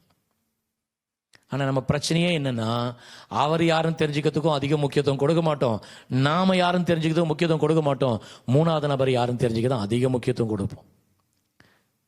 நம்ம அநேக நேரத்தில், எல்லாருக்கும் சொல்ல முடியாது, ஆனா அநேகருக்கு அதாவது நம்ம குடும்பத்தில் ஒரு பிரச்சனை ஓடுதுன்னா ஏன், எதுக்கு, அதை ஆராய்ந்து பார்த்து விடுதலை வரத்துக்கு பதிலா அடுத்த குடும்பத்தில் இருக்கிற பிரச்சனை குறித்து யோசிக்க ஆரம்பிச்சிடுவோம். அவங்க குடும்ப பிரச்சனைக்கு இதுதான் காரணமா இருக்கும் யோசிக்கிறீங்க. நம்ம அநேகருக்கு அந்த எண்ணங்கள் வரும். அருமையான தேவ பிள்ளைகளே, அவர் யார் என்பதை அறிந்து கொள்ளுங்க, நீங்கள் யார் என்பதை அறிந்து கொள்ளுங்க. இந்த உலகத்துல ஜெயமுள்ள வாழ்க்கை வாழ முடியும். என்னுடைய ஜபங்களை ஒரு முக்கியமான ஜபம், ஆண்டவரே நான் இன்னும் அறிந்து கொண்டே இருக்கணும், இன்னும் புரிஞ்சிக்கணும். புரிஞ்சுக்கிட்டு தான், ஆனா முழுமையா இன்னும் புரிஞ்சிக்கல. இன்னொன்னு கேட்பேன், இன்னும் என்ன நான் யாருன்னு பார்க்கணும், என்ன தெரியுமானா, என்ன எனக்கு யாருன்னு தெரியும், ஆனா இன்னும் முழுமையா தெரியுமானா கிடையாது. அருமையான தேவ பிள்ளைகளே, எந்த ஒரு மனுஷன் தேவனையும் தன்னையும் சரியா அறிந்து கொள்ளுகிறானோ அந்த மனுஷன் அசைக்கப்படவே மாட்டான். அந்த மனுஷனை ஒன்று அசைக்கவே முடியாது. இங்க பார்க்கிற ஆண்டவர் சொல்கிறார், என் நாமத்தை அறிந்து கொள். இன்னைக்கு தேவ நாமத்தை அறிந்து கொள்வதில் எவ்வளவு ஈடுபாடு கொள்ளுகிறோம். அநேக நேரத்தில் அடுத்தவர்கள் பிரச்சனையை அறிந்து கொள்வதற்காக ரொம்ப இன்ட்ரெஸ்டா பேசுறோம்ல. நமக்கு அடாத வழக்கில அநேக நேரத்தில் தலையிட்டு கொண்டே இருக்கிறோம். நமக்கும் அதுக்கு சம்பந்தமே கிடையாது. நமக்கும் சம்பந்தமே இல்லாத தலைப்புகளில் போய் நம்ம அநேக நேரத்தில் மூக்கு நுழைக்கிறோம். அருமையான தேவ பிள்ளைகளே, அதுக்கெல்லாம் நேரத்தை விட்டுடுங்க, செலவழிக்காதீங்க. அவரை அறிந்து கொள்வதற்காக, தேவனை அறிந்து கொள்ள நம்ம நேரத்தை செலவழிச்சா ஆண்டவர் சொல்றார், உயர்ந்த அடைக்கலத்தில் கொண்டு போய் வைப்பாரா.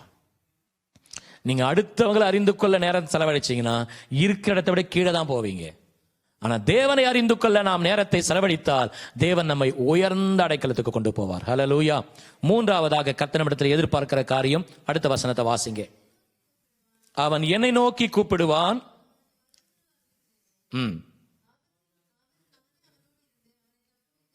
கனப்படுத்துவேன். நீடித்த நாட்களால் அவனை திருப்தியாக்கி என் ரட்சிப்பை அவனுக்கு காண்பிப்பேன்.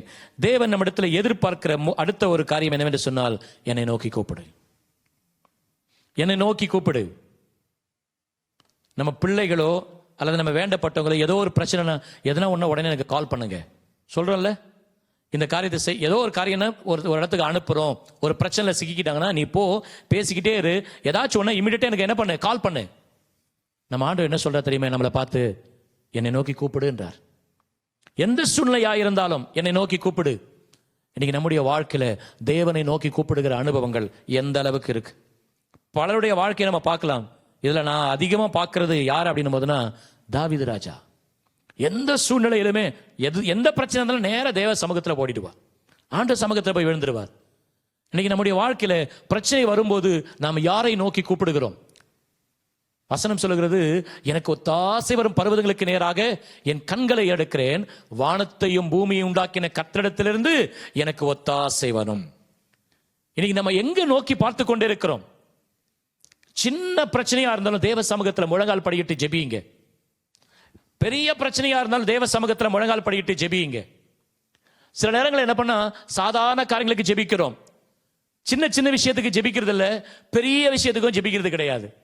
ஏன்னா பெரிய விஷயத்தை குறித்து ஒரு சோர்வு ஜெபிச்சாலும் அது மாற போறது இல்லை அப்படின்ற ஒரு எண்ணம் அநேகருக்கு வருது. அடுத்ததா பார்ப்போம் என்று சொன்ன சின்ன சின்ன காரியம்லாம் இதுக்கெல்லாம் கூட ஜெபம் பண்ணுமா? அருமையான தேவ பிள்ளைகளே, எந்த காரியத்துக்கும் ஆண்டவர் சமூகத்தில் போய் அவரை நோக்கி கூப்பிடுங்க. ஆண்டவர் சொன்னார், என்னை நோக்கி கூப்பிடு. என்னெல்லாம் செய்யறாரு தெரியுங்களா? அந்த வசனம் சொல்கிறது, முதலாவது மறு உத்தரவு கொடுப்பேன்ட்டார். நீ என்ன கூப்பிட்டனா இருக்கிறேன்னு சொல்றாரு. அன்னைக்கு அநேக நேரங்களில் நம்ம எத்தனையோ பேரை கூப்பிட்டுருக்கோம்ல, சிலர்லாம் காதல விழுந்தும் காதல வாங்காது போயிட்டாங்கல்ல. நான் அப்படிப்பட்ட மனுஷனை தான் இன்னைக்கு அநேக நேரத்தில் நம்ம கூப்பிட்டு கொண்டே இருக்கிறோம். ஆனா எப்போ நம்ம கூப்பிடுவோன்னு அமைதியா எதிர்பார்த்துக்கிட்டே இருக்கிறாராம். கர்த்தர் எதிர்பார்த்து கொண்டே இருக்கிறாரா எப்போ நம்ம அவரை கூப்பிடுவோன்னு சொல்லிட்டு. ஆனா நம்ம கால் வந்தா கூட கண்டு கொள்ளாத நபரை நோக்கி நம்ம கால் பண்ணிக்கிட்டே இருக்கிறோம். நம்ம கால்காக வெயிட் பண்ணிட்டு இருக்கிற ஆண்டவரை நோக்கி நம்ம கால் பண்றதே இல்லை. உண்மையை சொல்லணும்னா நாம ரொம்ப பரிதாப நிலையில இருக்கிறோம். கிறிஸ்தவர்களாகிய நாம பரிதாப நிலையில இருக்கிறோம். யோசிப்பாங்களே, சில நேரத்துல கால் வந்தா கூட எத்தனை பேர் எடுக்கிறது கிடையாது. நமக்கு தெரியாம இருக்கலாம், என்ன நான் வேற ஒரு வேலையில இருந்தேன், ஏதாச்சும் ஒன்று சொல்லிடலாம். சில நேரங்களில் உண்மையாவே எடுக்க முடியாது, சில நேரங்களில் அதை தவிர்க்கவே செய்வாங்க. இன்னும் சிலர் பண்றதை சொல்லட்டுங்களா, இந்த வாட்ஸ்அப்ல இருக்குது பாத்தீங்களா, வாட்ஸ்அப்ல ப்ளூடிக் வந்தாதான் படிச்ச மாதிரி ஆகும், அப்படிதானாங்க. ஆனா நம்ம ஓபன் பண்ணாதான் ப்ளூடிக் ஆகும். ஆனா எல்லா மொபைல்ல சில மொபைல் என்னன்னா அது வந்தாலே உள்ள போகாமலே படிச்சிடலாம் இருக்குது இல்ல. எத்தனை பேர் அப்படி செஞ்சிருக்காங்க தெரியுங்களா? இதாங்க மனுஷன். ஏன் தெரியுமா? நான் படிக்கவே இல்லையே சொல்ல முடியுமா? முடியாதா? முடியுமா? முடியாதுங்களா? மனுஷன் அப்படிலாம் சொல்லதான் செய்யறாங்க. அருமையான தேவ பிள்ளைகளே, ஆனா ஆண்டவர் எப்படி தெரியுமா? நம்ம கால்காக வெயிட் பண்ணிக்கிட்டே இருக்கிறார். ஒரே ரிங்லேயே உடனே நமக்கு பதில் கொடுக்க போதுமானவராய் இருக்கிறார். ஆனா அவரை நோக்கி தான் அநேக நேரங்களில் நம்ம கால் பண்றதே இல்லை. இந்த இரவுல ஒரு தீர்மானம் எடுங்க. சின்ன விஷயமா இருந்தாலும் பெரிய விஷயமா இருந்தாலும் அல்லது சாதாரண விஷயம், எந்த விஷயமா இருந்தாலும் உடனே உம்மை நோக்கி கூப்பிடுவேன் ஆண்டவரேன்னு கேளுங்க. ஆண்டவர் நம்மை ஆசீர்வதிக்க போதுமானவராக இருக்கிறார்.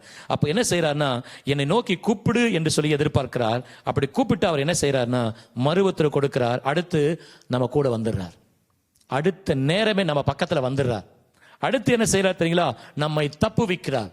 எந்த பிரச்சனையில சிக்கி இருக்கிறோமோ அந்த பிரச்சனையிலிருந்து நம்மை தப்புவிக்கிறார். அடுத்து நம்ம எங்க சிக்கணுமோ அங்கே நம்மை கனப்படுத்துகிறார். வேற ஒரு இடத்துல இல்லை. சத்துருக்களுக்கு முன்பாக எனக்கு ஒரு பந்தியை ஆயத்தப்படுத்தி என் தலையை எண்ணெயால் அபிஷேகம் பண்ணுகிறார். நண்பர்களுக்கு மத்தியில அல்ல, சத்துருக்களுக்கு மத்தியில நம்ம தலையை உயர்த்துவாராம். அப்ப ஆண்டவர் நம்மை தப்புவித்த இடத்திலேயே நம்மை கனப்படுத்துவதோடு அல்ல, நம்மை திருப்தியாக்குகிறார். கடைசியா என்ன செய்யறாருன்னா அவருடைய ரட்சிப்பை நமக்கு காண்பிக்கிறாரா. அந்த ரட்சிப்பை எப்படி சொல்றீங்களா? நித்தியத்துக்கு நேராய் நம்மை கொண்டு போய் சேர்க்க அவர் வல்லமையுள்ள தேவனாய் இருக்கிறார். ஹல்லேலூயா. இந்த இரவலில் ஆண்டவர் நம்மோடு பேசின வார்த்தை, முதலாவதாக அவரோடு இருக்கிற உறவை நாம் சரிப்படுத்துவோம் என்று சொன்னார். உன்னதமானவரின் மறைவு, சர்வ வல்லவரின் நிழலை நாம தான் நோக்கி போகணும். அது நம்மகிட்ட வராது. இரண்டாவது நம்ம இடத்துல அவர் நமக்கு என்ன சொல்றாருன்னா, தேவன் நமக்கு எப்படிப்பட்டவர் என்று சொன்னால், எனக்கு அடைக்கலம், என் பிள்ளைகளுக்கு கோட்டை, என் குடும்பத்துக்கு தேவன், என் எதிர்காலத்திற்கு நம்பிக்கை. மூன்றாவதாக கர்த்தர் எனக்கு செய்கிற கிரியைகளை பார்க்கிறோம். நம்மை தப்புவிக்கிறார், கேடகமாய் இருக்கிறார், தைரியப்படுத்துகிறார், வேலை அடைக்கிறார், வாக்கு கொடுக்கிறார், தூதர்களை அனுப்புகிறார், பலப்படுத்துகிறார். கடைசியாக கர்த்தர் என்னிடத்துல எதிர்பார்ப்பவைகள், நான் அவரிடத்துல வாஞ்சியா இருக்கணும், என் மேல் வாஞ்சியா இரு. அடுத்து சொல்லுகிறார், என் நாமத்தை அறிந்து கொள். கடைசியா என்னை நோக்கி கூப்பிடு என்று சொல்லுகிறார். நம்மை விடுவித்து நம்மை உயர்ந்த அடைக்கலத்தில் வைத்து தம்முடைய ரட்சிப்பை நமக்கு வெளிப்படுத்த அவர் உண்மையுள்ள வல்லமையுள்ள தேவனாயிருக்கிறார். ஹல்லேலூயா. கர்த்தர் இந்த வார்த்தையை ஆசீர்வதிப்பாராக. ஆமென். நம்ம எல்லாரும் கண்களை மூடி ஜெபம் பண்ணுங்களா?